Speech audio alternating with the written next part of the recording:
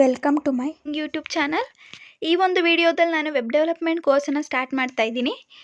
First of all, web development ಅಂತ ಅಂದರೆ ಏನು? ಮೋಸ್ಟ್ ಆಫ್ ದಿ ಸ್ಟೂಡೆಂಟ್ಸ್ಗೆ ವೆಬ್ ಡೆವಲಪ್ಮೆಂಟ್ ಅಂತ ಅಂದರೆ ಏನು ಅಂತ ಕ್ಲಾರಿಟಿ ಇಲ್ಲ, ಎಸ್ಪೆಷಲಿ ಬಿಗಿನರ್ಸ್ಗೆ. ವೆಬ್ ಡೆವಲಪ್ಮೆಂಟ್ ಕೋರ್ಸು ಕೂಡ ತುಂಬ important course.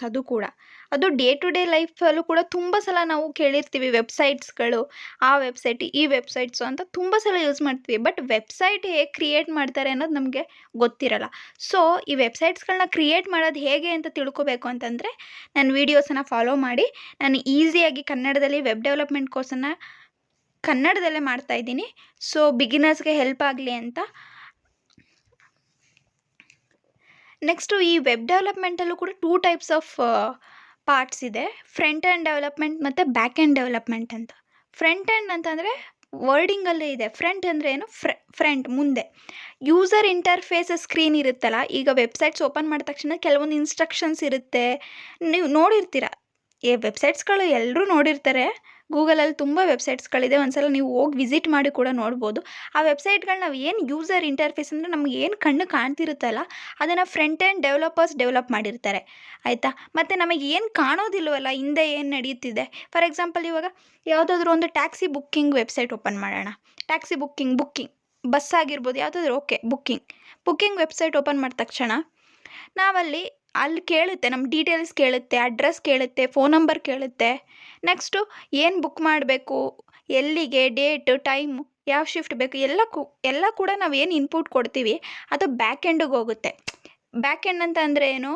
Usually programming ಲ್ಯಾಂಗ್ವೇಜಸ್ನ back ಎಂಡಾಗಿ use ಮಾಡ್ತೀವಿ. ಪೈಥಾನ್ ಆಗಿರ್ಬೋದು, C++, ಯೂಶ್ವಲಿ ಪೈಥಾನ್ನೇ ಬ್ಯಾಕ್ ಎಂಡಾಗಿ ಯೂಸ್ ಮಾಡ್ತೀವಿ. ಅದನ್ನು ಬ್ಯಾಕ್ ಎಂಡು. ನಮ್ಮ ಇಂಟರ್ಫೇಸ್ ಬಿಟ್ಟು ಹಿಂದೆ ಏನು ನಡೀತಿದೆಯಲ್ಲ ಅದು ಬ್ಯಾಕ್ ಎಂಡು. ಅದು ಬೇಡ, ಇನ್ನೂ ಈಸಿಯಾಗಿ ಹೇಳಬೇಕು ಅಂತಂದರೆ, ಫಾರ್ ಎಕ್ಸಾಂಪಲ್, ಇವಾಗ ನೀವೊಂದು ವೆಬ್ಸೈಟ್ ಕ್ರಿಯೇಟ್ ಮಾಡಿದ್ದೀರಾ. ಆ website weekly production report generator ಅಂತ. ಆ ವೀಕ್ಲಿ ಪ್ರೊಡಕ್ಷನ್ ರಿಪೋರ್ಟ್ ಜನ್ರೇಟರಲ್ಲಿ ಏನು?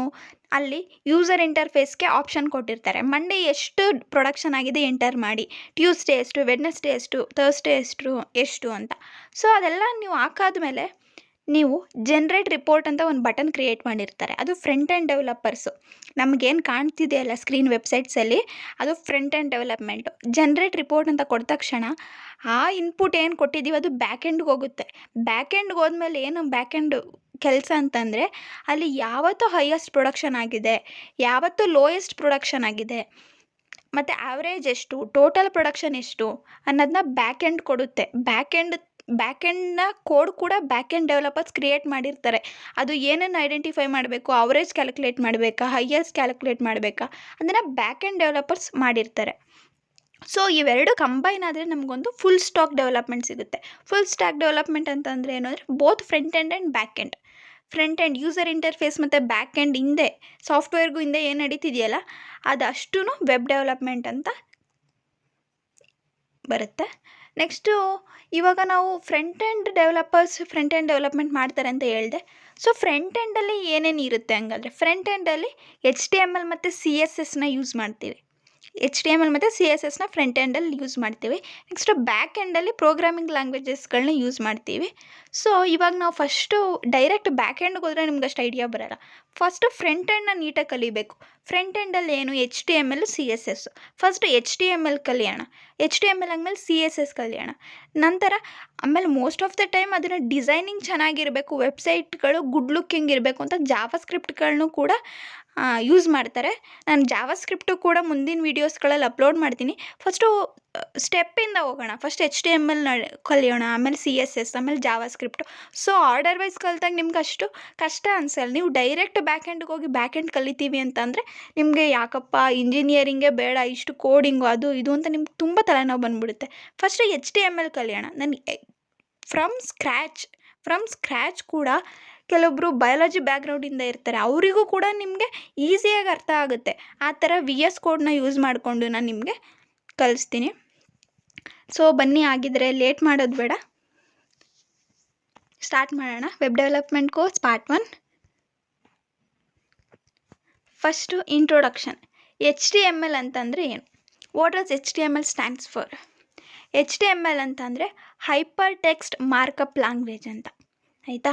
ಇದನ್ನು ಏನಕ್ಕೆ ಯೂಸ್ ಮಾಡ್ತೀವಿ ಅಂದರೆ ವೆಬ್ ಪೇಜಸ್ಗಳನ್ನ ಕ್ರಿಯೇಟ್ ಮಾಡೋದಕ್ಕೆ ಯೂಸ್ ಮಾಡ್ತೀವಿ. ಆ್ಯಂಡ್ ವೆಬ್ಸೈಟ್ಗಳನ್ನ ಸ್ಟ್ರಕ್ಚರಿಂಗ್ ಮಾಡೋಕ್ಕೋಸ್ಕರ HTMLನ ಯೂಸ್ ಮಾಡ್ತೀವಿ. ಈ HTMLಲ್ಲಿ ಎಲಿಮೆಂಟ್ಸ್ಗಳನ್ನ ಡಿಫೈನ್ ಮಾಡೋದಕ್ಕೆ ನಾವು ಟ್ಯಾಗ್ಸನ್ನು ಯೂಸ್ ಮಾಡ್ತೀವಿ. ಸೊ ನಿಮ್ಗೆ ಇದನ್ನು ನೋಡಿದಾಗ ಇವಾಗ ಅರ್ಥ ಆಗಲ್ಲ, ಬಟ್ ಹೋಗ್ತಾ ಹೋಗ್ತಾ ವೀಡಿಯೋಸಲ್ಲಿ ನಾನು ತೋರಿಸ್ತೀನಿ VS ಕೋಡಲ್ಲಿ ಹೇಗಿರುತ್ತೆ ಅಂತ. ಆವಾಗ ನಿಮಗೆ ಖಂಡಿತವಾಗ್ಲೂ ನೀಟಾಗಿ ಅರ್ಥ ಆಗುತ್ತೆ. ಸೊ ಸದ್ಯಕ್ಕೆ HTML ಅಂದರೆ hyper text markup language. It is used to create websites and web pages. It is used to structure the websites ಅಂತ ನೆನ್ಪಿಟ್ಕೊಳ್ಳಿ ಸಾಕು. Next history of HTML create ಮಾಡಿದ್ದು ಟಿಮ್ ಬರ್ನರ್ಸ್-ಲೀ ಅಂತ ಇಲ್ಲಿ ಪಿಕ್ಚರಲ್ಲಿ ಕಾಣ್ತಿದೆಯಲ್ಲ ಅವರು. And it is developed in 1991. ಇಲ್ಲಿ ಏನು 5 ಅಂತ ಕಾಣ್ತಿದೆ ಲೋಗೋದಲ್ಲಿ ಅದು HTML ವರ್ಷನು. ಸೊ ಅದು ಆ ಥರ ಇದೆ. ನೆಕ್ಸ್ಟು VS ಕೋಡನ್ನು ಹೇಗೆ ಇನ್ಸ್ಟಾಲ್ ಮಾಡೋದು ಅಂತ ನೋಡೋಣ. ಫಸ್ಟು ನೀವು ಬ್ರೌಸರ್ಗೆ ಹೋಗಿ, ನಿಮ್ಮ ಹತ್ರ ಯಾವ ಬ್ರೌಸರ್ ಇದೆ, ಫೈರ್ಫಾಕ್ಸ್ ಆಗಿರ್ಬೋದು, ಕ್ರೋಮ್ ಆಗಿರ್ಬೋದು, ಯಾವುದಾದ್ರೂ ಸರಿ, ಬ್ರೌಸರ್ಗೆ ಹೋಗಿ code.visualstudio.com ಅಂತ ಟೈಪ್ ಮಾಡಿ. ನಾನು ಅಲ್ಲಿ ಕೊಟ್ಟಿದ್ದೀನಿ ನೋಡಿ, ಅದನ್ನ ಸರ್ಚ್ ಕೊಡ್ತಿದ್ದಂಗೆ ನಿಮಗೆ ಒಂದು ಇಂಟರ್ಫೇಸ್ ಓಪನ್ ಆಗುತ್ತೆ, ಸ್ಕ್ರೀನ್ ಓಪನ್ ಆಗುತ್ತೆ. ಇಲ್ಲಿ ನೋಡ್ತಾ ಇರ್ಬೋದು ನೀವು ಡೌನ್ಲೋಡ್ ವಿಜುವಲ್ ಸ್ಟುಡಿಯೋ ಕೋಡ್ ಅಂತ.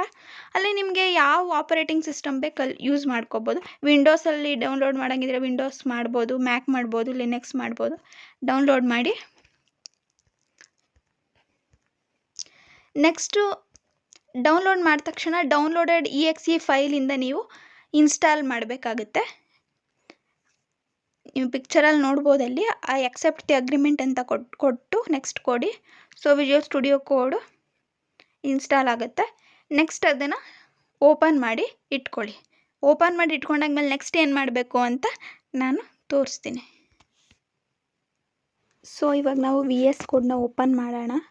ಓಪನ್ ಮಾಡಿದಂಗೆ ನಿಮಗೆ ಲೆಫ್ಟಲ್ಲಿ ಎಕ್ಸ್ಟೆನ್ಷನ್ ಅಂತ ಕಾಣಿಸುತ್ತೆ. ಆ ಎಕ್ಸ್ಟೆನ್ಷನ್ಗೆ ಹೋಗಿ ನೀವು ಲೈವ್ ಸರ್ವರ್ ಅಂತ ಸರ್ಚ್ ಮಾಡಿ.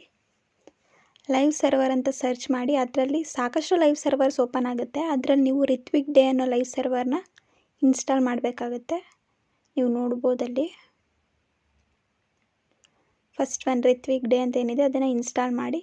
ನಾನು ಆಲ್ರೆಡಿ ಇನ್ಸ್ಟಾಲ್ ಮಾಡಿದ್ದೀನಿ, ಸೊ ನಾನು ಇನ್ಸ್ಟಾಲ್ ಮಾಡಲ್ಲ. ನಿಮ್ಮದ್ರಲ್ಲಿ ಅದು ಇನ್ಸ್ಟಾಲ್ ಆಗಿರಲ್ಲ, ನೀವು ಹೊಸ್ದಾಗಿ ಓಪನ್ ಮಾಡಿರೋದ್ರಿಂದ. ಸೊ ನೀವು ಇನ್ಸ್ಟಾಲ್ ಮಾಡಿ. ಬನ್ನಿ ಟಾಪಿಕ್ನ ಸ್ಟಾರ್ಟ್ ಮಾಡೋಣ. ಟ್ಯಾಗ್ಸ್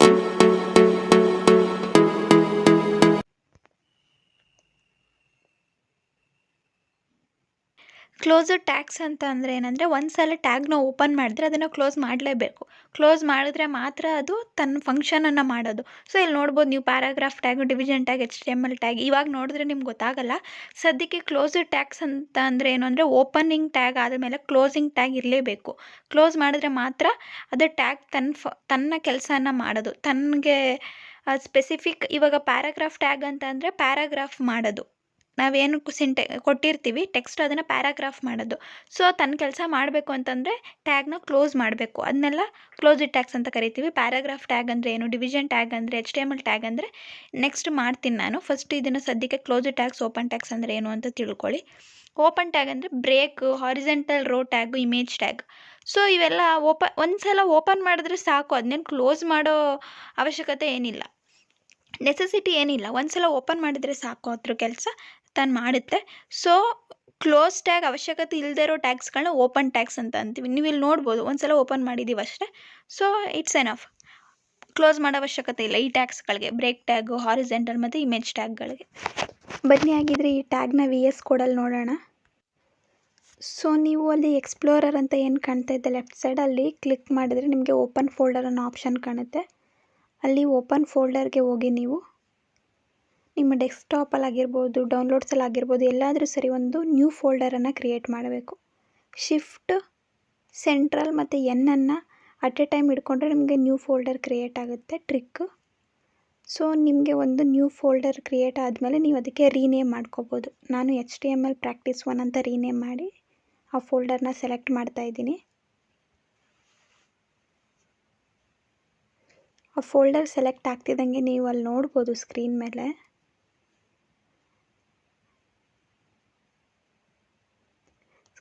ಬರ್ತಾ ಇದೆ HTML ಪ್ರಾಕ್ಟೀಸ್ 1 ಅಂತ.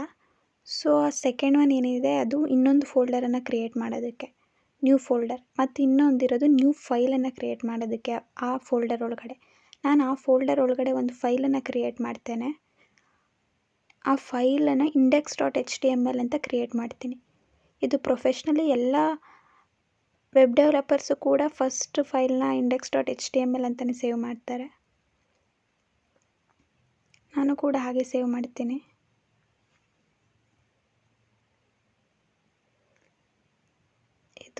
ಇದನ್ನು ಕ್ಲೋಸ್ ಮಾಡೋಣ. ಸೊ ಇವಾಗ ನೀವು ನೋಡ್ಬೋದು HTML ಪ್ರಾಕ್ಟೀಸ್ 1 ಫೋಲ್ಡರ್ ಒಳಗಡೆ index.html ಫೈಲ್ನ ಕ್ರಿಯೇಟ್ ಮಾಡಿದ್ದೀನಿ. ಸೊ ಇದು ರೂಲ್ಸ್ ಇದು ಆಯಿತಾ. ಹೊಸ ಫೋಲ್ಡರ್ನ ಕ್ರಿಯೇಟ್ ಮಾಡಿ ಅದರೊಳಗಡೆ ಒಂದು ಫೈಲನ್ನು ಹಾಕ್ಬೇಕು ನೀವು. ಆ ಫೈಲು ಯೂಶ್ವಲಿ ಪ್ರೊಫೆಷ್ನಲ್ಸ್ ಎಲ್ಲ index.html ಹಾಕ್ತಾರೆ. ಸೊ ನಾನು ಅದನ್ನೇ ಫಾಲೋ ಮಾಡ್ತೀನಿ. ಸೊ ಅಲ್ಲಿ ಹೋಗಿ ನೀವು ಎಕ್ಸ್ಕ್ಲಮೇಟರಿ ಮಾರ್ಕ್ Shift 1 ಕೊಟ್ಟರೆ ನಿಮಗೆ ಎಕ್ಸ್ಕ್ಲಮೇಟರಿ ಮಾರ್ಕ್ ಬರುತ್ತೆ. ಮತ್ತು ಟ್ಯಾಬ್ ಅಂತ ನೀವು ಕೀಬೋರ್ಡಲ್ಲಿ ಮಾಡಿದರೆ ಡೈರೆಕ್ಟ್ ನಿಮಗೆ ಡಿಫಾಲ್ಟ್ ಬ್ಲಾಕ್ ಓಪನ್ ಆಗುತ್ತೆ. ನೀವು ನೋಡ್ಬೋದು ಸ್ಕ್ರೀನ್ ಮೇಲೆ.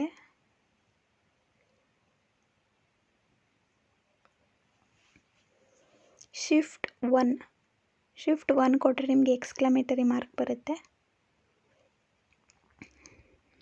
ಎಮಿಟ್ ಅಬ್ರಿವೇಷನ್ ಅಂತ. ಸೊ ಇವಾಗ ನಿಮಗೆ ಇದು ಡಿಫಾಲ್ಟ್ ಕೋಡ್ ಓಪನ್ ಆಗುತ್ತೆ. ನೀವು ಯಾವಾಗ ಸದಾ HTML ಪ್ರಾಕ್ಟೀಸ್ ಮಾಡುವಾಗ ಇದನ್ನು ಫಾಲೋ ಮಾಡಲೇಬೇಕು. ಇದು ಡಿಫಾಲ್ಟ್ ಕೋಡ್. ಇದಿಲ್ಲದೆ ಯಾವ ಕೋಡು ಕೂಡ ರನ್ ಆಗಲ್ಲ. ಓಕೆನಾ. ಇದನ್ನು ತೆಗ್ದಾದ್ಮೇಲೆ ನಿಮ್ಗೆ ಏನಲ್ಲಿ ಟೈಟಲ್ ಅಂತ ಕಾಣ್ತಿದೆ ಅಲ್ಲಿ ನೀವು ಏನೇ ಕೊಟ್ಟರು, ಫಾರ್ ಎಕ್ಸಾಂಪಲ್ ಅಲ್ಲಿ ಡಾಕ್ಯುಮೆಂಟ್ ಇದೆ. ಸೊ ಆ ಡಾಕ್ಯುಮೆಂಟ್ ಅಲ್ಲಿ ಏನಿದೆ ಅದು ನಿಮಗೆ ಮೇಲೆ ಕಾಣಿಸುತ್ತೆ. ವೆಬ್ ಪೇಜ್ ಓಪನ್ ಮಾಡಿದಾಗ ಮೇಲೆ ಕಾಣುತ್ತೆ. ಫಾರ್ ಎಕ್ಸಾಂಪಲ್ ನಾನು ಇಲ್ಲಿ ಹೋಮ್ ಕೊಟ್ಟು ರನ್ ಮಾಡಿ ನೋಡ್ತೇನೆ.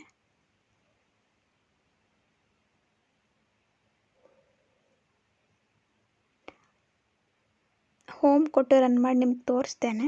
ಸೊ ಅದು ಕೆಳಗಡೆ ಏನು ಬಾಡಿ ಇದೆಯಲ್ಲ, ಬಾಡಿ ಟ್ಯಾಗ್ ಒಳಗಡೆ ಅದು ಟ್ಯಾಗ್ ಅಂತ ಕರಿತೇವೆ. ಟ್ಯಾಗ್ ಕ್ಲೋಸ್ ಆಗಿದೆ, ಬಾಡಿ ಇದು ಓಪನ್ ಆಗಿದೆ, ಇನ್ನೊಂದು ಟ್ಯಾಗ್ ಕ್ಲೋಸ್ ಆಗಿದೆ. ಸೊ ಅದ್ರ ಮಧ್ಯೆ ಏನೇ ಬರೆದ್ರೂ ನಿಮಗೆ ಅದು ಸ್ಕ್ರೀನ್ ಮೇಲೆ ಕಾಣಿಸುತ್ತೆ. ಸೊ ಇವಾಗ ಬ್ಲ್ಯಾಂಕ್ ಇಟ್ಟು ಬಾಡಿನ ಟೈಟಲ್ನ ಹೋಮ್ ಕೊಟ್ಟು ರನ್ ಮಾಡಿ ನೋಡೋಣ. ನೆಕ್ಸ್ಟ್ HTML ಕೂಡ ಕ್ಲೋಸ್ಡ್ ಟ್ಯಾಗ್, ಅದು ಮೇಲೆ ಓಪನ್ ಆಗಿದೆ HTML, ಕೆಳಗಡೆ ಒಂದು ಸ್ಲ್ಯಾಶ್ ಹಾಕಿ ಬಾರ್ ಹಾಕಿ HTML ಕ್ಲೋಸ್ ಆಗಿದೆ.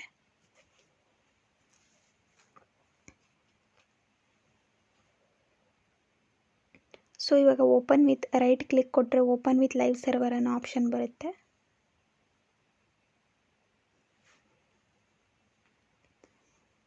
ಸ್ವಲ್ಪ ಟೈಮ್ ಹಿಡಿಯುತ್ತೆ ಸ್ಟಾರ್ಟಿಂಗ್ ಇನ್ಸ್ಟಾಲ್ ಮಾಡಿದಾಗ.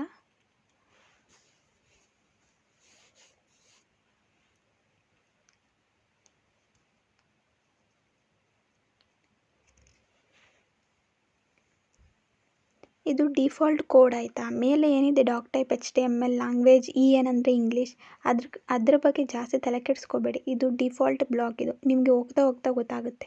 ಜಸ್ಟ್ ಟೈಟಲ್, ಬಾಡಿ ಮತ್ತು HTML ಅನ್ನೋದನ್ನು ನೀಟಾಗಿ ನೋಡ್ಕೊಳ್ಳಿ. ಟೈಟಲ್ ಟ್ಯಾಗ್ ಒಳಗಡೆ ಏನೇ ಹಾಕಿದ್ರೂ ಮೇಲೆ ನಮಗೆ ತೋರಿಸುತ್ತೆ. ಮತ್ತು ಸೊ ನೀವು ನೋಡ್ಬೋದು ಇವಾಗ ಓಪನ್ ಆಯಿತು. ಮೇಲೆ ಹೋಮ್ ಅಂತ ಕಾಣ್ತಿದೆ ನೋಡಿ, ಅದೇ ಟೈಟಲ್. ನೀವೇನು ಟೈಟಲಲ್ಲಿ ಹಾಕ್ತೀರಾ ಅದು ಮೇಲೆ ಓಪನ್ ಆಗುತ್ತೆ. ಪೇಜ್ ನೇಮ್ ಅಲ್ಲಿ ಓಪನ್ ಆಗುತ್ತೆ. ಸೊ ಇವಾಗ ನಾನು ಬಾಡಿ ಒಳಗಡೆ ಸಿಂಪ್ಲಿಫೈಡ್ ಇಂಜಿನಿಯರಿಂಗ್ ಅಂತ ಹಾಕ್ತಾಯಿದ್ದೀನಿ. ಸಿಂಪ್ಲಿಫೈಡ್ ಇಂಜಿನಿಯರಿಂಗ್ ಅಂತ ಹಾಕಿದಾಗ ಅದು ಸ್ಕ್ರೀನ್ ಮೇಲೆ ಬಾಡಿ ಟ್ಯಾಗ್ ಒಳಗಡೆ ಏನೇ ಬರೆದ್ರೂ ಅದು ಸ್ಕ್ರೀನ್ ಮೇಲೆ ಡಿಸ್ಪ್ಲೇ ಆಗುತ್ತೆ. ಇವಾಗ ನಾನು ಇದನ್ನು ಓಪನ್ ವಿತ್ ಲೈವ್ ಸರ್ವರ್ ಕೊಟ್ಟು ನೋಡಿದಾಗ ರಿಫ್ರೆಶ್ ಮಾಡ್ತೀನಿ. ಸೊ ನೀವು ಇವಾಗ ನೋಡ್ಬೋದು ಟೈಟಲಲ್ಲಿ ಹೋಮ್ ಹಾಕಿರೋದ್ರಿಂದ ಅದು ಮೇಲೆ ಬರ್ತಾ ಇದೆ. ಸೊ ನೆಕ್ಸ್ಟ್ ಬಾಡಿ ಒಳಗಡೆ ಸಿಂಪ್ಲಿಫೈಡ್ ಇಂಜಿನಿಯರಿಂಗ್ ಹಾಕಿರೋದಕ್ಕೆ ಅದು ಸ್ಕ್ರೀನ್ ಮೇಲೆ ಬಂತು ಅಲ್ವಾ. ಸೊ ನಾನು ಆಗಲೇ ಓಪನ್ ಟ್ಯಾಗ್ ಮತ್ತು ಕ್ಲೋಸ್ ಟ್ಯಾಗ್ನ ಎಕ್ಸ್ಪ್ಲೇನ್ ಮಾಡಿದ್ದೀನಿ. ಸೊ ಇವಾಗ ನಿಮ್ಗೆ ಅದನ್ನು ಹೇಗೆ ವರ್ಕ್ ಮಾಡುತ್ತೆ ಟ್ಯಾಗ್ಸ್ ಅಂತ ತೋರಿಸ್ತೀನಿ. ಸೊ ಇವಾಗ ನಾನು HR ಟ್ಯಾಗ್ ಯೂಸ್ ಮಾಡ್ತಾ ಇದ್ದೀನಿ, ಹಾರಿಜೆಂಟಲ್ ರೋ ಟ್ಯಾಗ್. ಆವಾಗ ಏನು ಡಿಫ್ರೆನ್ಸ್ ಆಗುತ್ತೆ ಅಂತ ನೀವೇ ನೋಡ್ಬೋದು.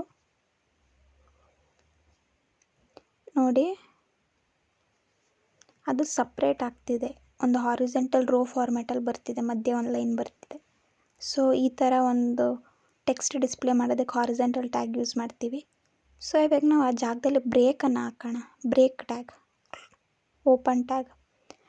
ಬ್ರೇಕ್ ಟ್ಯಾಗ್ ಹಾಕಿದಾಗ ಹೇಗೆ ಬರುತ್ತೆ ಅಂತಂದರೆ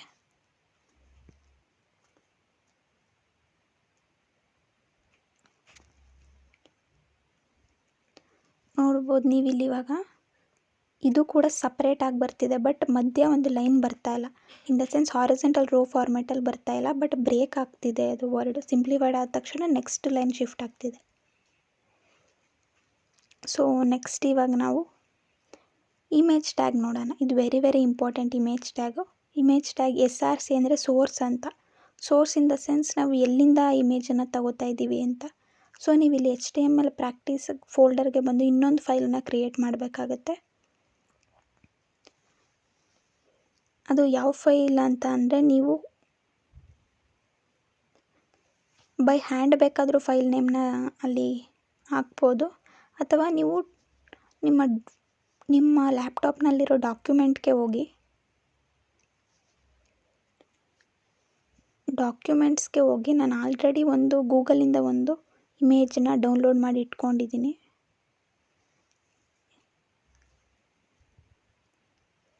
ಇಲ್ಲಿ ನೋಡಿ, ನೀವು ಇಲ್ಲಿ ನೋಡ್ಬೋದು ಗೂಗಲಿಂದ ಒಂದು ಇಮೇಜ್ನ ಡೌನ್ಲೋಡ್ ಮಾಡಿದ್ದೀನಿ. ನಾನು ಆ ಇಮೇಜ್ನ ಕಾಪಿ ಮಾಡ್ಕೋತಾ ಇದ್ದೀನಿ.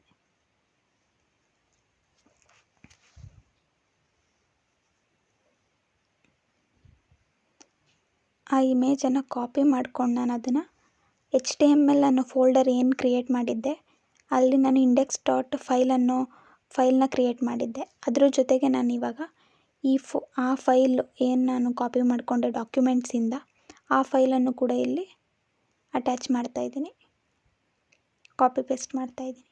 ಸೊ ಇವಾಗ HTML ಪ್ರಾಕ್ಟೀಸ್ 1 ಫೋಲ್ಡರಲ್ಲಿ index.html ಮತ್ತು ದ ಬ್ಯೂಟಿಫುಲ್ ಫಾರೆಸ್ಟ್ ಅನ್ನೋ ಫೈಲು ಇದೆ. ಸೊ ನಾನು ಇವಾಗ ಬ್ಯಾಕ್ ಟು index.html ಹೋಗ್ತೀನಿ.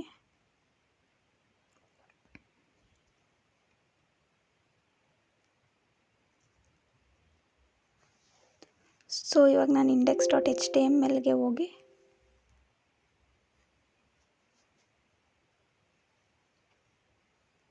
ಸೊ ಇವಾಗ ನಾನು ಅಲ್ಲಿ ಏನು SRC ಸೋರ್ಸ್ ಅಂತ ಇತ್ತು ಆ ಸೋರ್ಸಿಗೆ ನಾನು ಯಾವ ಇಮೇಜನ್ನು ನಾನು ಡೌನ್ಲೋಡ್ ಮಾಡಿದ್ದೆ ಮತ್ತು ಆ ಫೈಲಿಗೆ ಹಾಕಿದ್ದೆ ಅದನ್ನು ಕಾಪಿ ಪೇಸ್ಟ್ ಮಾಡ್ತಾಯಿದ್ದೀನಿ. ಆಲ್ಟ್ ಅಂತ ಅಂದರೆ ಏನು ಅಂತ ಅಂದರೆ, ಇದು ಅಕಸ್ಮಾತ್ ಬೈ ಚಾನ್ಸ್ ಅಥವಾ ಯಾರಾದರೂ ಆ ಇಮೇಜ್ನ ಡಿಲೀಟ್ ಮಾಡಿದ್ರೆ ನಮಗೆ ಅದು ಡಿಸ್ಪ್ಲೇ ಆಗೋದಿಲ್ಲ ಸ್ಕ್ರೀನ್ ಮೇಲೆ. ಆವಾಗ ನಮಗೆ ದಿಸ್ ಇಮೇಜ್ ಈಸ್ ಮಿಸ್ಸಿಂಗ್ ಅನ್ನೋ ಮೆಸೇಜನ್ನು ಕೊಡುತ್ತೆ. ನಿಮ್ಗೆ ಅದನ್ನು ಟ್ರಯಲ್ ಮಾಡಿ ಕೂಡ ತೋರಿಸ್ತೀನಿ. ಆಲ್ಟ್ ಅಂತ ಅಂದರೆ ಆ ಇಮೇಜ್ ಮಿಸ್ ಆದಾಗ ನಿಮಗೆ ದಿಸ್ ಇಮೇಜ್ ಈಸ್ ಮಿಸ್ಸಿಂಗ್ ಅನ್ನೋ ಮೆಸೇಜ್ನ ಕೊಡುತ್ತೆ. ಸೊ ನೆಕ್ಸ್ಟ್ ಟೈಟಲಲ್ಲಿ ನೀವು ಏನೇ ಹಾಕಿದ್ರೂ ಕೂಡ ನಿಮ್ಮ ಮೌಸನ್ನು ಫೋಟೋ ಮೇಲೆ ಡ್ರ್ಯಾಗ್ ಮಾಡಿದಾಗ, ಹೋವರ್ ಮಾಡಿದಾಗ ನಿಮಗೆ ಒಂದು ಟೆಕ್ಸ್ಟ್ ಕಾಣುತ್ತೆ ರಿಲೇಟೆಡ್ ಟು ದಟ್ ಇಮೇಜ್. ಅದನ್ನು ಟೈಟಲ್ ಅಂತ ಕರಿತೀವಿ. ನಾನು ನಿಮ್ಗೆ ತೋರಿಸ್ತೀನಿ ಪ್ರಾಕ್ಟಿಕಲಾಗೆ. ಸೊ ನಾವು ಇದನ್ನು ರನ್ ಮಾಡಿ ನೋಡುವ.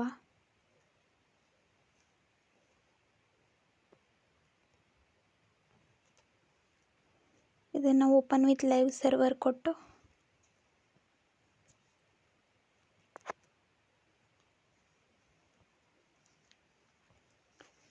ನೋಡೋಣ.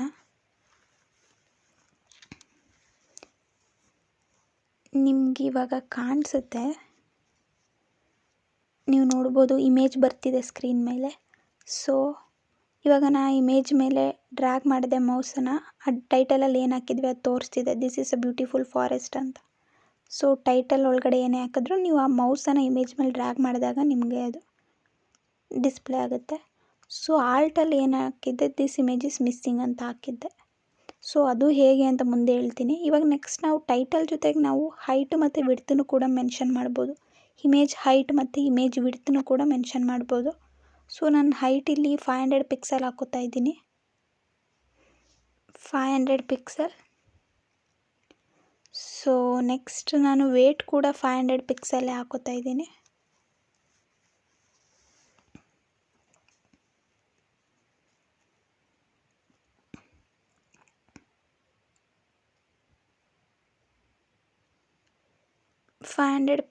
ಪಿಕ್ಸೆಲ್ ಡೆನೋಟ್ ಮಾಡ್ತೀವಿ ಹೈಟ್ ಮತ್ತು ವಿಡ್ತನ್ನು.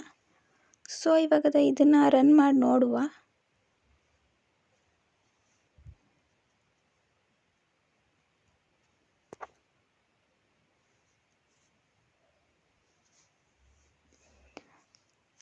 ಇವಾಗ ನೀವು ನೋಡ್ಬೋದು ಇಮೇಜ್ ಹೇಗೆ ಕಾಣಿಸುತ್ತೆ ಅಂತ.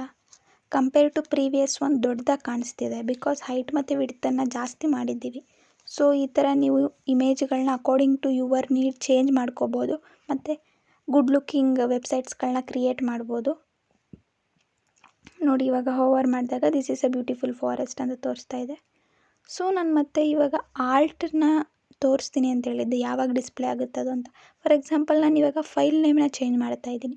ಇದು ರಾಂಗ್ ಫೈಲ್ ನೇಮ್ ಆಗುತ್ತೆ, ಬಿಕಾಸ್ ಆ ಫೈಲ್ ನೇಮ್ ಎಕ್ಸಿಸ್ಟೇ ಇಲ್ಲ ನನ್ನ ಲ್ಯಾಪ್ಟಾಪಲ್ಲಿ. ಸೊ ಇವಾಗ ನಾನು ಅದನ್ನು ರನ್ ಮಾಡಿದಾಗ, ಓಪನ್ ವಿತ್ ಲೈವ್ ಸರ್ವರ್ ಕೊಟ್ಟಾಗ ಇವಾಗ ದಿಸ್ ಇಮೇಜ್ ಇಸ್ ಮಿಸ್ಸಿಂಗ್ ಅಂತ ತೋರಿಸ್ತಾ ಇದೆ, ಬಿಕಾಸ್ ಆ ಫೈಲ್ ನನ್ನ ಹತ್ರ ಲ್ಯಾಪ್ಟಾಪಲ್ಲಿ ಇಲ್ಲ. ಸೊ ಆ ಫೈಲ್ ಎಕ್ಸಿಸ್ಟೇ ಇಲ್ಲ. ಸೊ ದಟ್ ಅದು ನಮಗೆ ಅಲರ್ಟ್ ಮೆಸೇಜನ್ನು ಕೊಡ್ತಾ ಇದೆ, ದಿಸ್ ಇಮೇಜ್ ಇಸ್ ಮಿಸ್ಸಿಂಗ್ ಅಂತ. ಐ ಥಿಂಕ್ ಅರ್ಥ ಆಗ್ತಿದೆ ಅಂತ ಅನ್ಕೋತೀನಿ. ಸೊ ನೆಕ್ಸ್ಟ್ ನೋಡೋಣ. ಆ್ಯಂಡ್ ನನ್ನದೊಂದು ಸಜೆಷನ್ ಏನು ಅಂತ ಅಂದರೆ, ನೀವು ಇದನ್ನು ಜಸ್ಟ್ ಕೋಡ್ನ ನೋಡಿಕೊಂಡ್ರೆ ಆಗಲ್ಲ. ನೀವು ಇದನ್ನು ಟ್ರಯಲ್ ಮಾಡಬೇಕು, ಯೂಸ್ ಮಾಡಬೇಕು, ಪ್ರಾಕ್ಟೀಸ್ ಮಾಡಬೇಕು. ನಾನು ಇವಾಗ ಟೈಟಲಲ್ಲಿ ಹೋಮ್ ಹಾಕಿ ನೋಡಿದೆ, ನೀವು ಬೇರೆ ಹಾಕಿ ಟ್ರಯಲ್ ಮಾಡಿ. ಈ ಥರ ನೀವು ಹಾಕಿ ಟ್ರೈ ಮಾಡಿದಾಗ, ನೀವೇ ಕೋಡ್ಗಳನ್ನ ಕ್ರಿಯೇಟ್ ಮಾಡಿದಾಗ, ನೀವೇ ಚೇಂಜಸ್ಗಳು ಮಾಡಿ ನೋಡಿದಾಗ ಮಾತ್ರ ನಿಮಗೆ ಇದು ನೀಟಾಗಿ ಅರ್ಥ ಆಗೋದು. ಜಸ್ಟ್ ನೀವು ನೋಡಿ ನೋಟ್ಬುಕ್ಕಲ್ಲಿ ಬರೆದಿಟ್ಕೊಂಡ್ರೆ ಸಾಕಾಗಲ್ಲ. ಸೊ ನೀವು ಟ್ರಯಲ್ ಮಾಡಿ ನೋಡಿ, ನಿಮಗೆ ಈಸಿಯಾಗಿ ಬರುತ್ತೆ. ಸೊ ಇವಾಗ ಪಿ ಟ್ಯಾಗ್ ನೋಡೋಣ.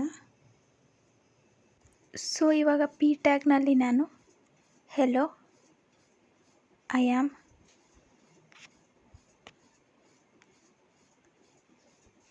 Varshini N Gowda, studying in R V college of engineering ಅಂತ ಹಾಕ್ತೀನಿ.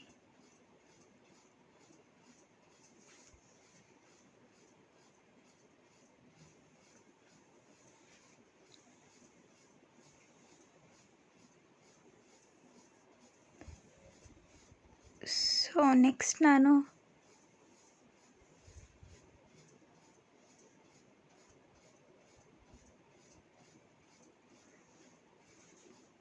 Welcome to my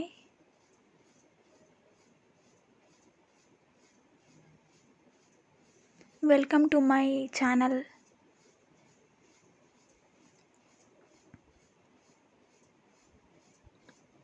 welcome to my YouTube channel ಅಂತ ಕೊಡ್ತೀನಿ. ಸೊ ನಾನು ಇವಾಗ ಇದನ್ನು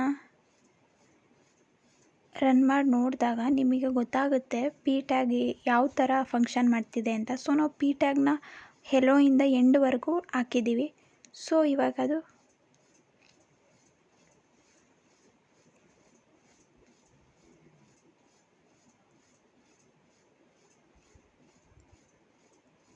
ನೀವು ನೋಡ್ಬೋದು, ಈ ಥರ ಒಂದೇ ಪ್ಯಾರಾಗ್ರಾಫಲ್ಲಿ ಕೊಡುತ್ತೆ.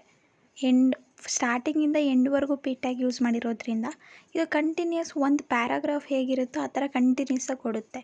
ಅಕಸ್ಮಾತ್ ನಾನು ಈ ಕ್ಲೋಸಿಂಗ್ ಟ್ಯಾಗ್ನ ಇಲ್ಲೇ ಹಾಕ್ತೆ ಅಂತ ಇಟ್ಕೊಳ್ಳಿ, ಇಂಜಿನಿಯರಿಂಗ್ ಆದಮೇಲೆ ಹಾಕ್ತೀನಿ ಕ್ಲೋಸಿಂಗ್ ಟ್ಯಾಗ್ನ, ಪಿ ಟ್ಯಾಗ್ ಅಲ್ಲಿಗೆ ಕ್ಲೋಸ್ ಆಗ್ತಾಯಿದೆ. ಸೊ ಅವಾಗ ಏನಾಗುತ್ತೆ ಅಂತ ಅಂದರೆ, ಎಲ್ಲಿ ಸ್ಟಾರ್ಟ್ ಆಗಿರುತ್ತೆ ಮತ್ತು ಎಲ್ಲಿ ಎಂಡ್ ಆಗಿರುತ್ತೆ ಅಷ್ಟು ಮಾತ್ರ ಒಂದು ಪ್ಯಾರಾಗ್ರಾಫ್ ಥರ ಕೊಡುತ್ತೆ, ಮಿಕ್ಕಿದ್ದು ನೆಕ್ಸ್ಟ್ ಪ್ಯಾರಾಗ್ರಾಫ್ಗೆ ಹೋಗುತ್ತೆ. ಸೊ ನಾನು ಇವಾಗ ರನ್ ಮಾಡಿ ತೋರಿಸಿದ್ರೆ ನಿಮಗೆ ಒಂದು ಐಡಿಯಾ ಬರುತ್ತೆ.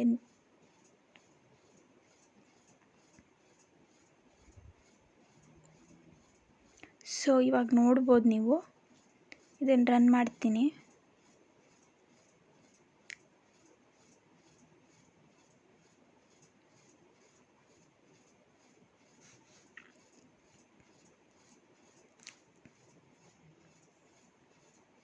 ಸೊ ಇವಾಗ ನೋಡಿ, ಇವಾಗ ಚೇಂಜಸ್ ಆಯಿತು. ಇಂಜಿನಿಯರಿಂಗ್ವರೆಗೂ ಒಂದು ಪ್ಯಾರಾಗ್ರಾಫಲ್ಲಿ ಬರೋ ಥರ ಅಷ್ಟು ಮಾತ್ರ ಲೈನಲ್ಲಿ ಬಂತು.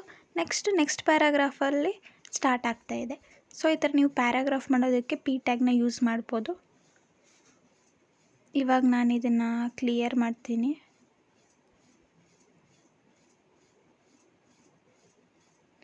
ಈ ಥರ ನೀವು ಟ್ಯಾಗ್ಸ್ಗಳನ್ನ ಹಾಕಿ ಚೆಕ್ ಮಾಡ್ತಾಯಿದ್ರೆ ನಿಮ್ಗೊಂದು ಐಡಿಯಾ ಬರುತ್ತೆ. ಸೊ ನೆಕ್ಸ್ಟ್ ನಾವು ಬನ್ನಿ, ಕ್ಲೋಸ್ ಟ್ಯಾಗ್ ಮತ್ತು ಓಪನ್ ಟ್ಯಾಗ್ ಆಯಿತು. ಇವಾಗ ಹೆಡ್ಡಿಂಗ್ ಟ್ಯಾಗ್ ಸ್ಟಾರ್ಟ್ ಮಾಡೋಣ.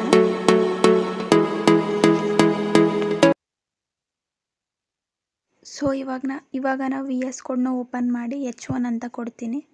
H1 ಟ್ಯಾಗ್ ಓಪನ್ ಆಗುತ್ತೆ. H1 ಅಂದರೆ ಹೆಡ್ಡಿಂಗ್ 1 ಟ್ಯಾಗ್ ಅಂತ, ಅದರಲ್ಲಿ ನಾನು ಸಿಂಪ್ಲಿಫೈಡ್ ಇಂಜಿನಿಯರಿಂಗ್ ಅಂತ ಹಾಕ್ತೀನಿ. ಸೊ ಇವಾಗ ನಾವು ಅದನ್ನು ರನ್ ಮಾಡಿದಾಗ ಯಾವ ಥರ ಕಾಣುತ್ತೆ ನೀವೇ ನೋಡ್ಬೋದು.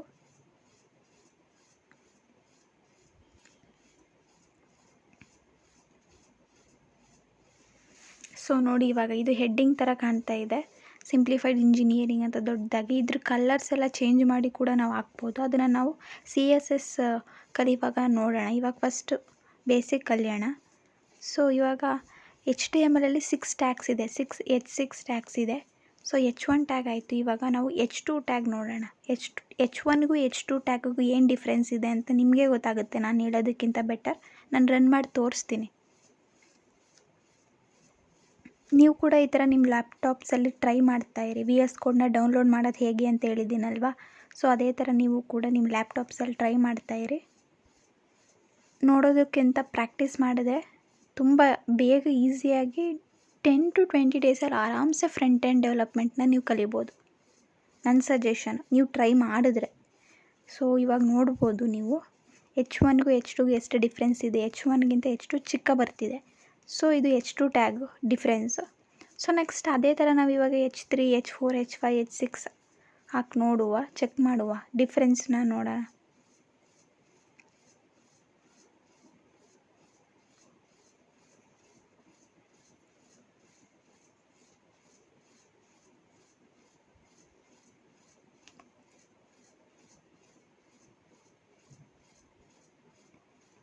ಆ್ಯಕ್ಚುಲಿ ತುಂಬ ಈಸಿ ಕಲಿತ್ರೆ. ಇಷ್ಟಪಟ್ಟು ಕಲೀರಿ ಗಾಯ್ಸ್. ತುಂಬ ಈಸಿಯಾಗಿ ನಿಮಗಿದೆಲ್ಲ ಬರುತ್ತೆ. ನಾವು ತುಂಬ ಕೋಡಿಂಗ್ ಅಂದರೆ ಹಾಗಿರುತ್ತೆ ಹೀಗಿರುತ್ತೆ ಕಷ್ಟ ಅಂತ ಎಲ್ಲ ಅಂದ್ಕೊಂಡ್ರೆ ಕಷ್ಟನೇ ಆಗೋದು. ಸೊ ಇಷ್ಟಪಟ್ಟು ಆರಾಮ್ಸೆ ಕಲೀರಿ. ನಾನು ಹೇಳ್ತಿಲ್ವಾ, ತುಂಬ ನೀವು ಇಷ್ಟಪಟ್ಟು ಕಲಿತಷ್ಟು ಬೇಗ ಕಲಿತೀರ. ಸೊ ಇವಾಗ ನಾನು H3 ಟ್ಯಾಗನ್ನು ಹಾಕಿದ್ದೀನಿ. ನೀವು ನೋಡ್ಬೋದು, ಡಿಫ್ರೆನ್ಸ್ ನೋಡ್ಬೋದು. H3 ಟ್ಯಾಗ್ ಇನ್ನೂ ಚಿಕ್ಕದಾಗಿ ಬರ್ತಾಯಿದೆ. ಸೊ ಅಂದರೆ ಏನು, ಟ್ಯಾಗ್ಸ್ಗಳು ಜಾಸ್ತಿ ಆಗ್ತಾ ಹೋಗ್ತಿದ್ದಂಗೆ H3, H4, H5, H6 ಆಗ್ತಿದ್ದಂಗೆ size ಕೂಡ ಚಿಕ್ಕ ಆಗ್ತಿದೆ. ಅದನ್ನು ನೀವು ಅಬ್ಸರ್ವ್ ಮಾಡ್ಬೋದು. ಸೊ ನಾನು ನೆಕ್ಸ್ಟ್ ಹಾಗೆ H4, H5, H6 ಕೂಡ ಹಾಕ್ತೀನಿ.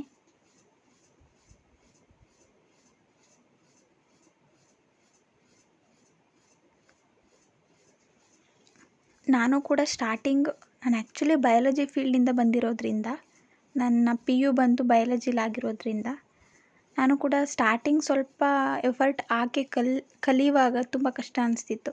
ಬಟ್ ಯಾವಾಗ ನಾನೇ ಟ್ರೈ ಮಾಡೋಕ್ಕೆ ಸ್ಟಾರ್ಟ್ ಮಾಡಿದೆ, ಅದಾದಮೇಲೆ ತುಂಬ ಈಸಿ ಅಂತ ಅನ್ಸೋದಕ್ಕೆ ಸ್ಟಾರ್ಟ್ ಆಯಿತು. ನಾನೇ ಒಂದು ಬೆಸ್ಟ್ ಎಕ್ಸಾಂಪಲ್.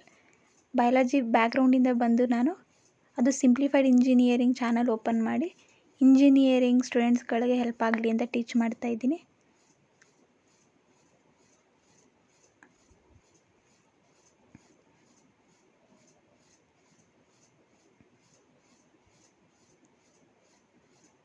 ಈಗ ರನ್ ಮಾಡಿ ನೋಡೋಣ. ಆ್ಯಂಡ್ ಮೋಸ್ಟ್ ಆಫ್ ದಿ ಪೀಪಲ್ಸ್ಗೆ ನಾನು ಹೇಗೆ ಇಂಜಿನಿಯರಿಂಗಿಗೆ ಬಂದೆ ಅಂತ ಗೊತ್ತಿಲ್ಲ. ಸೊ ನನ್ನ ಚಾನಲಲ್ಲಿದೆ ನನ್ನ ಲೈಫ್ ಜರ್ನಿ. ನೀವು ಅದನ್ನ ಒಂದು ಸಲ ಹೋಗಿ ನೋಡ್ಬೋದು, ವಿಡಿಯೋ ಅಪ್ಲೋಡ್ ಮಾಡಿದ್ದೀನಿ. ಸೊ ಈ ಥರ ನೋಡಿ ಎಷ್ಟು ಚಿಕ್ಕ ಬರ್ತಾಯಿದೆ. ಸೊ ಈ ಥರ ಟ್ಯಾಗ್ಸ್ಗಳು ಜಾಸ್ತಿ ಆಗ್ತಾ ಹೋಗ್ತಿದ್ದಂಗೆ 1 to 6 ಡಿಕ್ರೀಸಿಂಗ್ ಆರ್ಡರಲ್ಲಿ ಸೈಜ್ ಕಡಿಮೆ ಆಗ್ತಿದೆ.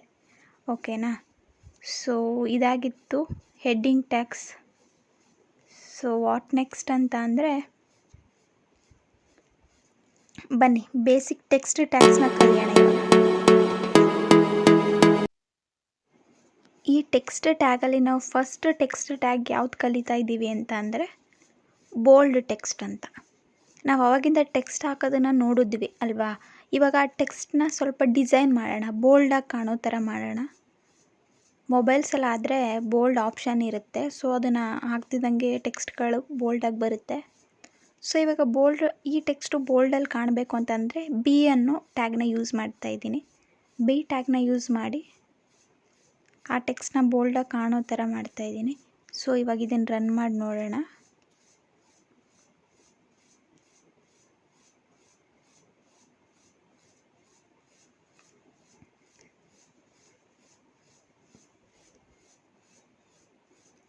ಟೆಕ್ಸ್ಟ್ ಟ್ಯಾಗ್ ಅಂತ ಅಂದರೆ ಟೆಕ್ಸ್ಟ್ಗಳನ್ನ ಡಿಸೈನ್ ಮಾಡೋದಕ್ಕೆ ಯೂಸ್ ಮಾಡೋ ಟ್ಯಾಗ್ಸ್ಗಳು.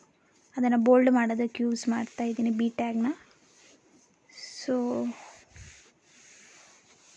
ಲೈವ್ ಸರ್ವರ್ನ ಓಪನ್ ಮಾಡ್ತಿದ್ದಂಗೆ ಈ ಥರ ಒಂದು ಇಂಟರ್ಫೇಸ್ ಓಪನ್ ಆಗುತ್ತೆ.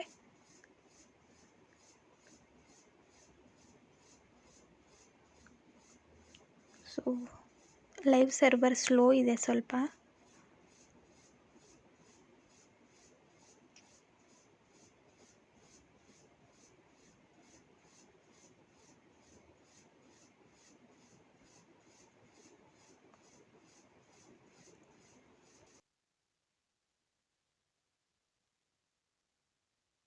ಸೊ ಈ ಥರ ಬರುತ್ತೆ ಲೆಟರ್ಸ್, ನೀವು ನೋಡ್ಬೋದು, ಅಬ್ಸರ್ವ್ ಮಾಡ್ಬೋದು, ಸ್ವಲ್ಪ ಬೋಲ್ಡಾಗಿ ಕಾಣ್ತಾ ಇದೆ. ಫಾಂಟ್ ಥಿಕ್ನೆಸ್ ಜಾಸ್ತಿ ಆಗಿದೆ. ಸೊ ಮತ್ತು ನಾವು ಈ ಬೋಲ್ಡ್ ಜಾಗದಲ್ಲಿ ಸ್ಟ್ರಾಂಗ್ ಅನ್ನೋ ಟ್ಯಾಗ್ ಕೂಡ ಯೂಸ್ ಮಾಡ್ಬೋದು. ಸ್ಟ್ರಾಂಗ್ ಟ್ಯಾಗ್ ಕೂಡ ಬೋಲ್ಡ್ ಥರನೇ ಕಾಣುತ್ತೆ ಲೈವ್ ಸರ್ವರಲ್ಲಿ ಓಪನ್ ಮಾಡಿ ನೋಡಿದಾಗ. ಇದನ್ನು ಯಾವುದಕ್ಕೆ ಬಳಸ್ತೀವಿ ಅಂತ ಅಂದರೆ ಇಂಪಾರ್ಟೆಂಟ್ ಲೈನ್ಸ್ಗಳಿದ್ದಾಗ, ಇಂಪಾರ್ಟೆಂಟ್ ಪಾಯಿಂಟ್ಸ್ಗಳಿದ್ದಾಗ ಬೋಲ್ಡ್ ಟೆಕ್ಸ್ಟ್ ಮಾಡೋದಕ್ಕೋಸ್ಕರ ವೆಬ್ಸೈಟ್ಗಳಲ್ಲಿ ಯೂಸ್ ಮಾಡ್ತೀವಿ. ಸೊ ಇದು ಕೂಡ ಇಂಪಾರ್ಟೆಂಟ್ ಟ್ಯಾಗ್ ಆಗಿರುತ್ತೆ. ಸೊ ಇವಾಗ ನೋಡಿ, ನೀವು ಸೇಮ್ ಅದೇ ಥರನೇ ಕಾಣ್ತಾ ಇದೆ. ಸ್ಟ್ರಾಂಗು ಟ್ಯಾಗು ಕೂಡ ಇದೇ ಥರ ಯೂಸ್ ಮಾಡ್ಬೋದು. ಸೊ ನೆಕ್ಸ್ಟ್ ನಾನು ಪ್ಯಾರಾಗ್ರಾಫ್ ಟ್ಯಾಗ್, ನಾನು ಆಗಲೇ ಒಂದು ಸಲ ಹೇಳಿದ್ದೀನಿ ಪ್ಯಾರಾಗ್ರಾಫ್ ಟ್ಯಾಗ್ನ, ಕ್ಲೋಸ್ ಟ್ಯಾಗ್ ಮತ್ತು ಓಪನ್ ಟ್ಯಾಗ್ ಹೇಳುವಾಗ. ಸೊ ಇವಾಗ ಟೆಕ್ಸ್ಟ್ ಟ್ಯಾಗಲ್ಲೂ ಒಂದು ಸಲ ಹೇಳಿಬಿಡ್ತೀನಿ. ಪ್ಯಾರಾಗ್ರಾಫ್ ಟ್ಯಾಗ್ ಕೂಡ ತುಂಬ ಸಲ ಯೂಸ್ ಮಾಡ್ತೀವಿ. ಪ್ಯಾರಾಗ್ರಾಫ್ ಮಾಡೋದ್ರಲ್ಲಿ ವೆಬ್ಸೈಟ್ಗಳಲ್ಲಿ ತುಂಬ ವೈಟಲ್ ರೋಲ್ ಪ್ಲೇ ಮಾಡುತ್ತೆ. So hello, I am ವರ್ಷಿಣಿಯನ್.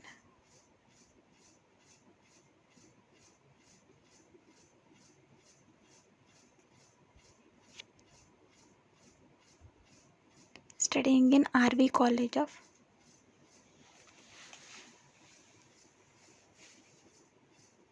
Engineering.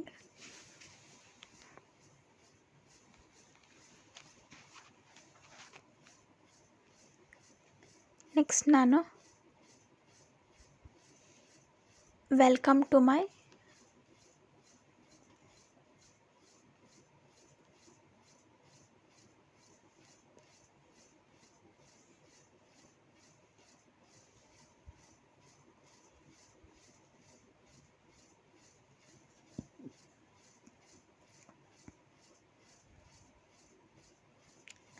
YouTube channel ಅಂತ ಪ್ಯಾರಾಗ್ರಾಫ್ ಟ್ಯಾಗ್ ಮಾಡಿದಾಗ ಅಷ್ಟು ಕೂಡ ಪ್ಯಾರಾಗ್ರಾಫ್ ಥರ ಒಂದೇ ಲೈನಲ್ಲಿ ಬರುತ್ತೆ. ಸೊ ಸ್ಟಾರ್ಟ್ ಎಲ್ಲಿಂದ ಮಾಡಿರ್ತೀರ ಪಿ ಟ್ಯಾಗು ಮತ್ತು ಎಲ್ಲಿ ಎಂಡ್ ಮಾಡಿದ್ದೀರಾ ಅಷ್ಟು ಕೂಡ ಒಂದೇ ಪ್ಯಾರಾಗ್ರಾಫಲ್ಲಿ ಬರುತ್ತೆ. ನೋಡ್ಬೋದು ನೀವಿಲ್ಲಿ ಒಂದೇ ಲೈನಲ್ಲಿ ಬರ್ತಾ ಇದೆ. ಅದು ಎಲ್ಲಿವರೆಗೂ ಎಂಡ್ ಆಗಲ್ವೋ ಅಲ್ಲಿವರೆಗೂ ಅದು ನೆಕ್ಸ್ಟ್ ಲೈನ್ಗೆ ಜಂಪ್ ಆಗಲ್ಲ, ಕಂಟಿನ್ಯೂಯಸ್ ಬರ್ತಾ ಇರುತ್ತೆ ಪ್ಯಾರಾಗ್ರಾಫ್ ಟ್ಯಾಗಲ್ಲಿ. ಸೊ ಇವಾಗ ನಾನು ಅದನ್ನು ಡಿಲೀಟ್ ಮಾಡಿ ಇಂಜಿನಿಯರಿಂಗ್ ಪಕ್ಕ ಹಾಕ್ತೀನಿ. ಇವಾಗ ಅಷ್ಟು ಒಂದು ಪ್ಯಾರಾಗ್ರಾಫ್ ಥರ ವರ್ಕ್ ಮಾಡುತ್ತೆ. ಸೊ ನೆಕ್ಸ್ಟ್ ನಾನು welcome to my YouTube channel ಅಂತ ಕೊಡ್ತೀನಿ.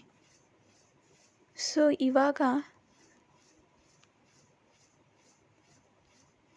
ನೀವು ನೋಡ್ಬೋದು ನೆಕ್ಸ್ಟ್ ಪ್ಯಾರಾಗ್ರಾಫ್ ಥರ welcome to my YouTube channel ಅನ್ನೋದು ನೆಕ್ಸ್ಟ್ ಲೈನಿಗೆ ಹೋಗ್ತಾ ಇದೆ. ಸೊ ಈ ಥರ ಪಿ ಟ್ಯಾಗ್ ಕೂಡ ಪ್ಯಾರಾಗ್ರಾಫ್ ಕ್ರಿಯೇಷನ್ಗೆ ಹೆಲ್ಪ್ ಮಾಡುತ್ತೆ. ನೆಕ್ಸ್ಟ್ ನಾವು ಯಾವ ಟ್ಯಾಗ್ ಅಂತ ಅಂದರೆ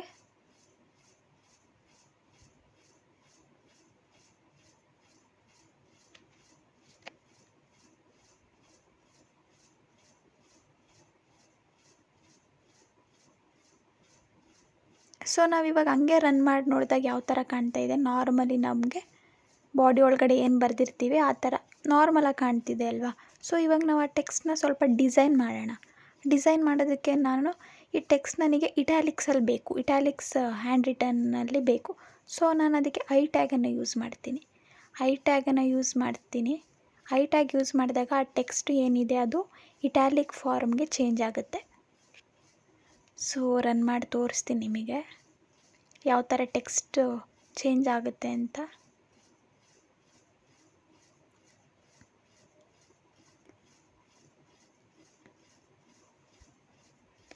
ಸೊ ಇವಾಗ ನೀವು ನೋಡ್ಬೋದು ಟೆಕ್ಸ್ಟ್ ನೋಡಿ ಯಾವ ಥರ ಚೇಂಜ್ ಆಯಿತು. ಸ್ವಲ್ಪ good looking ಬರ್ತಿವಾಗಲ್ವಾ.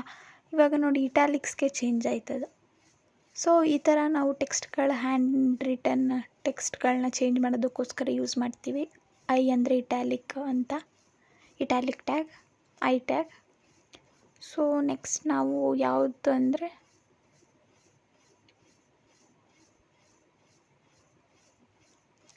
You tag use ಮಾಡೋಣ. ಯು ಟ್ಯಾಗ್ ಅಂತಂದರೆ ಅಂಡರ್ಲೈನ್ ಟ್ಯಾಗ್ ಅಂತ. ನಾವೇನು ಟೆಕ್ಸ್ಟ್ ಕೊಟ್ಟಿದ್ದೀವಿ ಅಷ್ಟು ಅಂಡರ್ಲೈನ್ ಫಾರ್ಮಲ್ಲಿ ಬರುತ್ತೆ. ಸೊ ರನ್ ಮಾಡಿ ತೋರಿಸ್ತೀನಿ. ಯು ಟ್ಯಾಗ್ ಅಂಡರ್ಲೈನ್ ಫಾರ್ಮೇಟಲ್ಲಿ ಬರುತ್ತೆ. ಟೆಕ್ಸ್ಟ್ ಕೆಳಗಡೆ ಲೈನ್ ಬರುತ್ತೆ. ಸೊ ನೀವಿಲ್ಲಿ ನೋಡ್ಬೋದು ನೋಡಿ, ಟೆಕ್ಸ್ಟ್ ಕೆಳಗಡೆ ಲೈನ್ ಬರ್ತಿದೆ. ಸೊ ಇದನ್ನು ಅಂಡರ್ಲೈನ್ ಮಾಡೋದಕ್ಕೋಸ್ಕರ ಯು ಟ್ಯಾಗ್ನ ಯೂಸ್ ಮಾಡ್ತೀವಿ. ಎಲ್ಲ ಟ್ಯಾಗ್ಸ್ಗಳು ಕೂಡ ತುಂಬ ಯೂನಿಕ್ ಆಗಿದೆ. ಸೊ ನೆಕ್ಸ್ಟ್ ನಾನೀಗ ಮಾರ್ಕ್ ಟ್ಯಾಗನ್ನು ಯೂಸ್ ಮಾಡ್ತಾ ಇದ್ದೀನಿ. ಮಾರ್ಕ್ ಟ್ಯಾಗ್ ಯೂಸ್ ಮಾಡಿದಾಗ ಬೈ ಡಿಫಾಲ್ಟ್ ಮಾರ್ಕ್ ಟ್ಯಾಗ್ ಯಾವುದು ಅಂತ ಅಂದರೆ ಯೆಲ್ಲೋ ಆಗಿರುತ್ತೆ. ನಾವು ಹೈಲೈಟರ್ಸಲ್ಲೆಲ್ಲ ನೋಡಿರ್ತೀವಲ್ವ ಯೆಲ್ಲೋ, ಆ ಥರ ಬೈ ಡಿಫಾಲ್ಟ್ ಯೆಲ್ಲೋ ಆಗಿರುತ್ತೆ. ನಿಮಗೆ ಕಲರ್ಸ್ ಬೇಕು ಅಂತ ಅಂದರೆ ನೀವು ಅದನ್ನು ಕೂಡ ಚೇಂಜ್ ಮಾಡ್ಬೋದು. ನಾನು ಅಪ್ಕಮಿಂಗ್ ವೀಡಿಯೋಸ್ನ ಫಾಲೋ ಮಾಡಿದರೆ ನಾನು ಕಲರ್ ಚೇಂಜ್ ಮಾಡೋದನ್ನು ಕೂಡ ಹೇಳ್ಕೊಡ್ತೀನಿ. ಸದ್ಯಕ್ಕೆ ನಿಮ್ಗೆ ಇವಾಗ ಮಾರ್ಕ್ ಟ್ಯಾಗ್ ಯೂಸ್ ಮಾಡೋದು ಹೇಗೆ ಅಂತ ತೋರಿಸ್ತಾ ಇದ್ದೀನಿ. ಮಾರ್ಕ್ ಟ್ಯಾಗ್ ಯೂಸ್ ಮಾಡಿದಾಗ ಬೈ ಡಿಫಾಲ್ಟ್ ನೀವು ನೋಡ್ಬೋದು ಯೆಲ್ಲೋ ಕಲರ್ ಮಾರ್ಕರ್ ಹೈಲೈಟರ್ ಏನು ಮಾಡ್ತೀವಿ ಆ ಥರ ಟೆಕ್ಸ್ಟ್ ಮೇಲೆ ಬರ್ತಾ ಇದೆ. ಸೊ